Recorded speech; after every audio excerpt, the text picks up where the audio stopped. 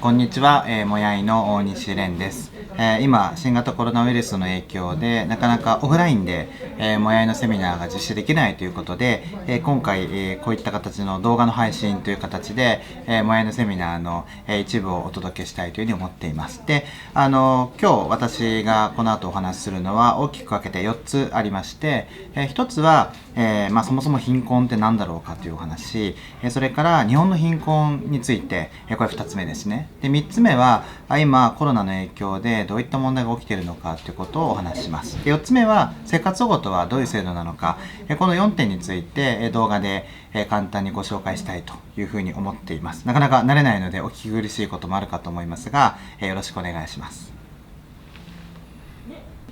まず最初は貧困とは何なのかということをお話ししたいと思います。貧困難しい言葉ですね。何をもって貧困というのかっていうのは、例えば50年前の貧困と今の貧困では多分形やあり方が変わると思いますし、例えば日本に住んでいる人にとっての貧困と、例えばですけどアフリカに住んでいる人の貧困、ヨーロッパに住んでいる人の貧困、ヨーロッパでも国によって全然違うとかっていうのがあるので、貧困っていうのはなかなかその定義だったりとかその存在を捉えにくいものだというふうに思います。で、これからの時間はじゃあ貧困というものを少し、自分の、身近に引き寄せるというか、どう捉えるかということを考えたいと思いますが、経済的指標だけなのか、時代や社会状況に違いがあるんじゃないか、そういった視点でお伝えしたいと思います。で、まずじゃあ貧困とはいろいろな定義があるんですけど、代表的なものとして今紹介するのは、国連の定義ですね。国連は資源の欠如というのを貧困だというふうに呼んでます。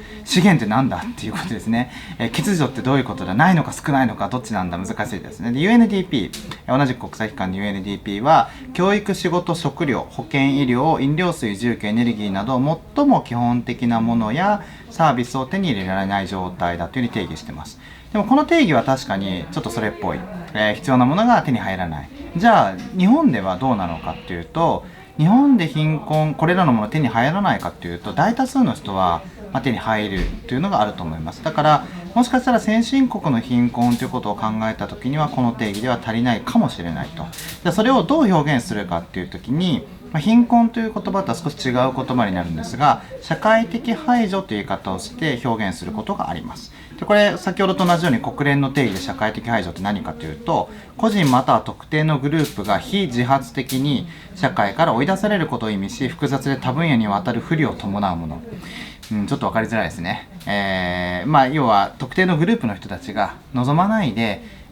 社会から追い出される、社会に参加しづらいとか、あと一つのことに困るんじゃなくてたくさんのことで不利益を被るよってことなんですが、ちょっと抽象度が高いですね。で、欧州連合、EU ですけど、 EU はもっと、難しいですね。社会的排除は家庭と結果としての状態との双方を指すダイナミックな概念である。社会的排除はまたもっぱら所得を指すものとしてあまりにしばしば理解されている貧困の概念よりも明確に社会的な統合とアイデンティティの構成要素となる実践と権利から個人や集団が排除されていくメカニズム、または、あるいはですね、社会的な交流への参加から個人や集団が排除されていくメカニズムの有する多次元的な性格を浮き彫りにする。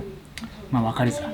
非常に分かりづらいと。で、欧州委員会の方も見てみると、これはスライドで文字に出しますので、ちょっと読むとこれだけで1分かかるので読まないですけど、これぐらいたくさん定義されてますと。で、これをもうちょっとブレイクダウンして、分かりやすい言葉として言っているのが、1997年にブレア政権時のイギリスのソーシャルエクスクルージョンユニットというところが言っているのは一番分かりやすいと思うのでご紹介すると、社会的排除は例えば失業、低いスキル、低所得、差別、みそばらしい住宅、犯罪、不健康、そして家族崩壊などの複合的不利に苦しめられている人々や地域に生じている何かを手っ取り早く表現した言葉である。これはだいぶちょっと分かりやすくなりますよね。ちょっと欧州連合とか欧州委員会とかの定義はかなりちょっとすごく IQ が高くないと理解できない感じなんですけど、プレア政権はすごく分かりやすいと思います。要するにいろんな困りごとがある、困りごとを感じている人々や地域にある理由や背景って何なのかっていうのを表した言葉だよと。で、日本では安倍彩さんという今都立大の教授をやっている先生が、貧困と社会的排除というものの定義をしていて、従来の貧困概念というものに関しては貧困が生じる要因については問われないくて個人の属性だと見られていたのが貧困だよと。それに対して社会的排除の概念というのは、社会がどのようにその個人を貧困に追い込んだのかという排除をする側イコール社会の仕組みや制度を問題視したものだよという言い方をしてたりします。なかなかその単純な定義とかで言うと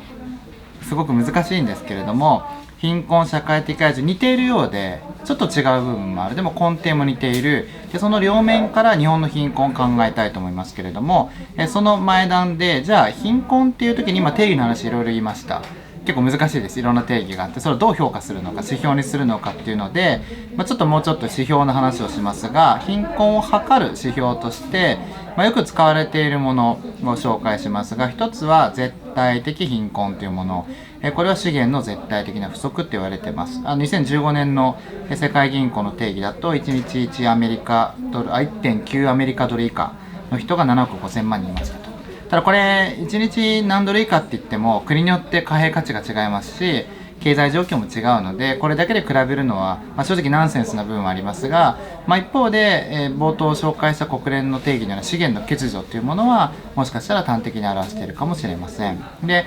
一方、日本でよく使われる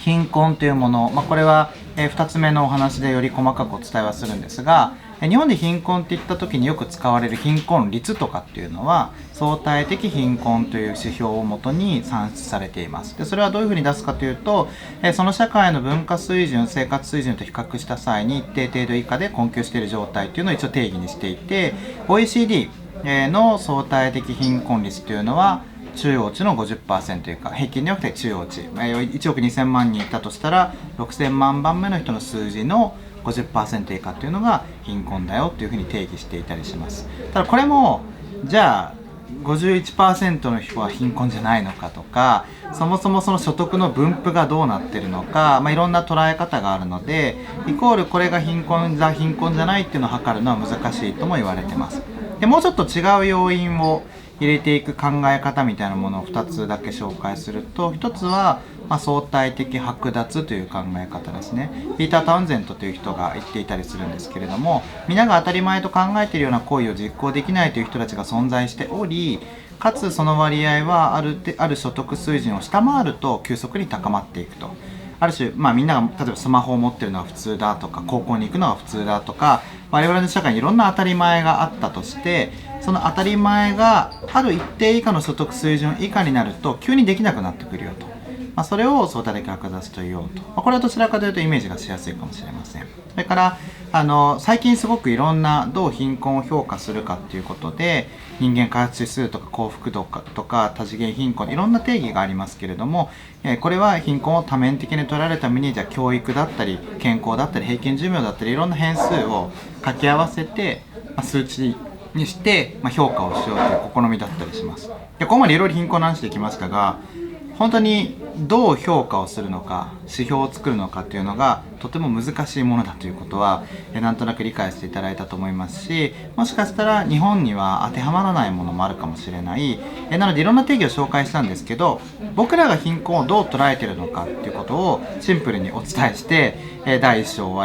わりたいと思うんですけど、よくその貧困というのは非常に貧しい状態であるということは明らかだと思うんですけれども、それ以外にどんな状態があるのか、ということでいうと、よく貧乏と貧困が違うという言い方を、僕ら説明するときに使うことがあります。貧乏というのは貧しく乏しい、いわゆる物質的な欠乏を表します。国連の定義に近いかもしれないですね。で、物質的に足りないものが貧乏であると。で、貧困は何かというと、貧しくかつ困っているという字が入ると。で、この困っているが入るか入らないかというのが一つ大きな違いだろうというふうに考えています。もう少し具体的に言うと、例えば仕事を失ったイコール収入が途絶えます。